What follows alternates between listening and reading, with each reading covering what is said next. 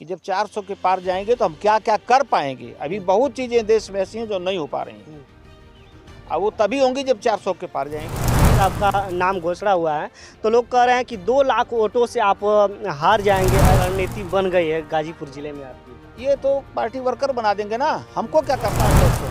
आज उत्तर प्रदेश के गाजीपुर जिले में हूं और गाजीपुर जिले में सपा पार्टी से प्रत्याशी श्री माननीय अफजाल अंसारी जी को उतार दिया गया है मैदान में पहले से, और जोहाई हो रहा था भारतीय जनता पार्टी से कि आखिरकार कौन कैंडिडेट उतरेगा। 5 लोगों के नाम जो है कि वो लिस्ट में था, लेकिन आज जो नया नाम एक आया है, यह लिस्ट में ना नाम था ना जो है कि लाइन में लगे हुए थे, इनका बयान भी आया है। आज हमारे साथ हमारे गुरु भी लगेंगे और आज हमारे साथ श्री माननीय पारसनाथ राय जी मौजूद हैं और हम जानने का प्रयास करेंगे आखिरकार 2024 के चुनाव में जहां कहा जाता है कि जिससे इनकी लड़ाई है उनका पूरा परिवार राजनीति में था और है भी, और हमारे साथ गुरु जी जो बैठे हैं इनका कहीं से भी नाता राजनीति में नहीं रहा है।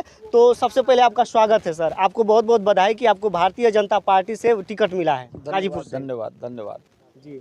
कैसे अफजाल अंसारी जी के आपसे लड़ाई है अफजाल अंसारी जी से, और आपकी उम्र जितना है उतना ही उम्र अफजाल अंसारी जी का भी है और साथ में जो पढ़े भी लिखे भी हैं आप लोग, तो कैसे आप फाइट करेंगे गाजीपुर में?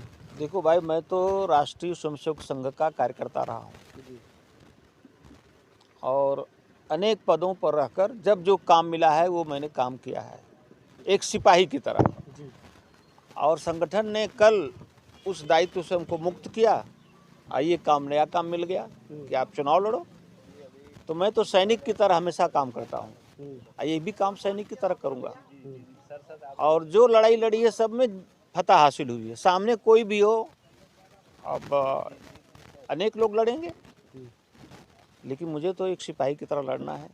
5 नाम आ रहे थे, जैसे मैं मनोज सिन्हा जी के लड़के का, और उसके बाद और कई सारे लोग हैं जिनका नाम आ रहा था। अचानक आपका लिस्ट में नाम निकला और गाजीपुर जिला भौचक्का में रह गया कि आखिरकार यह कौन व्यक्ति हैं कि तुरंत आ गए नए और लाइन में भी नहीं लगे थे। आप कैसे मिल गए आपको टिकट? ऐसा पहली बार आप नहीं सुन रहे होंगे, अभी 3 मुख्यमंत्रियों के नाम तय हुए, उन तीनों को कोई नहीं नाम जानता था, अनेक नामों को के आस लोग लगा रहे थे और मैंने तो कोई किसी से टिकट भी नहीं मांगा था, ना मेरी कोई योजना थी कि मुझे चुनाव लड़ना है।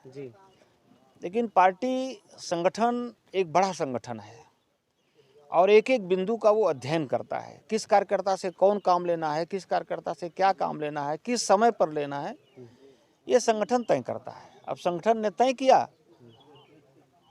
तो वहाँ से मेरी छुट्टी हुई, यहाँ मेरी क्या और जनता के बीच में आकर जो है कि संघर्ष चालू हो गया आज ही से। हो गया चालू हो गया। तो क्या मुद्दा है आपका कि आप जनता के बीच जाएंगे और कहेंगे हमें वोट दीजिए? वही मोदी जी वाला, मोदी है तो मुमकिन है। देखिए 400 के पार जो बात कही जा रही है, उस 400 सरकार तो अभी है तब भी रहेगी, 400 के पार नहीं रहेगी तो भी रहेगी, लेकिन 400 ये कैसे आप दावा कर रहे हैं कि तब भी रहेगी अगर 400 पार नहीं हुआ? सरकार तो आज है ना, 400 के पार नहीं तो भी है, लेकिन 400 के पार कहने का संगठन का कुछ अर्थ है कि जब 400 के पार जाएंगे तो हम क्या क्या कर पाएंगे। अभी बहुत चीजें देश में ऐसी हैं जो नहीं हो पा रही हैं, अब वो तभी होंगी जब 400 के पार जाएंगे। जैसे राज्यसभा में धारा 370 का पास होना मुश्किल था, जिन सदस्यों ने अपने दल को छोड़कर राज्यसभा में और समर्थन दिया भारतीय जनता पार्टी को, तब राज्यसभा में वो पास हुआ बिल, तो वो हमारे संगठन के सदस्य नहीं थे, फिर भी उनको तुरंत राज्यसभा दे दिया, अपने किसी कार्यकर्ता को नहीं दिया, उन लोगों को दिया जो इस राष्ट्रीय विषय पर जिन्होंने समर्थन किया था, उनको राज्यसभा का सदस्य बना दिया। तो चूंकि बड़ा संगठन है, राष्ट्रवादी है, देश के बारे में सोचता है, व्यक्तियों का कोई स्थान नहीं है वहाँ है, वो जैसा देश के बारे में सोचता है वैसा निर्णय संगठन लेता है। संगठन में ऊपर के जो नेता हैं सब, उनके लिए देश ही प्यारा है। अब उसके लिए जो जो निर्णय लेते हैं एक सिपाही के नाते उन निर्णयों का स्वागत करना पड़ता है आज जो काम कल मिला था तो रणनीति बन गई है गाजीपुर जिले में आपकी। ये तो पार्टी वर्कर बना देंगे ना, हमको क्या करना उसमें, मुझे तो कुछ नहीं करना है। इतना विशाल संगठन है भाजपा का और अनेक सहयोगी दलों का भी सहयोग मिल गया है उसमें, तो सब मिलकर अपनी योजना बनाएंगे। आप राजशाही परिवार से नहीं है, देखिए तो साथियों जो है कि आपको दिखाई दे रहा होगा कैमरे में, हम लोग कुर्सी पे बैठे हैं, सोफा वोफा नहीं है, मध्यम परिवार से हमारे गुरुजी आते हैं।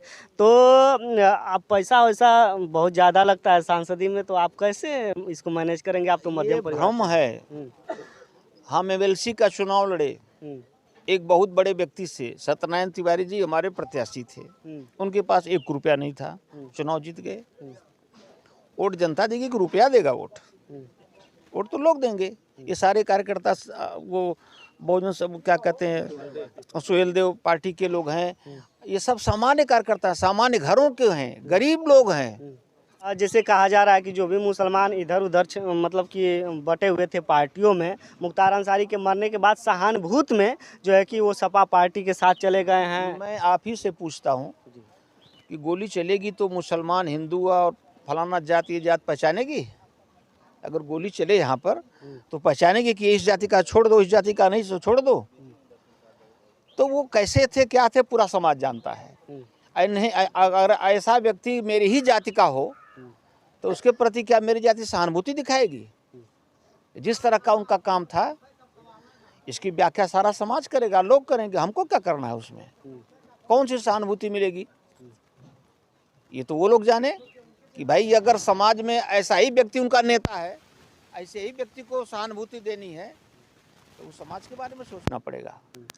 कई सारे लोगों का यह भी कहना है, हमारे समाज में बात हुई है, चुनावी चर्चा हम पूरे ज़िले में क्या उत्तर प्रदेश में और बिहार झारखंड हर जगह करते रहते हैं, तो गाजीपुर में हमने जो है कि जब चुनावी चर्चा किया है कल के डेट में, जब से आपका नाम घोषणा हुआ है, तो लोग कह रहे हैं कि 2 लाख वोटों से आप हार जाएंगे, ऐसा मतलब समाज में आ रहा है।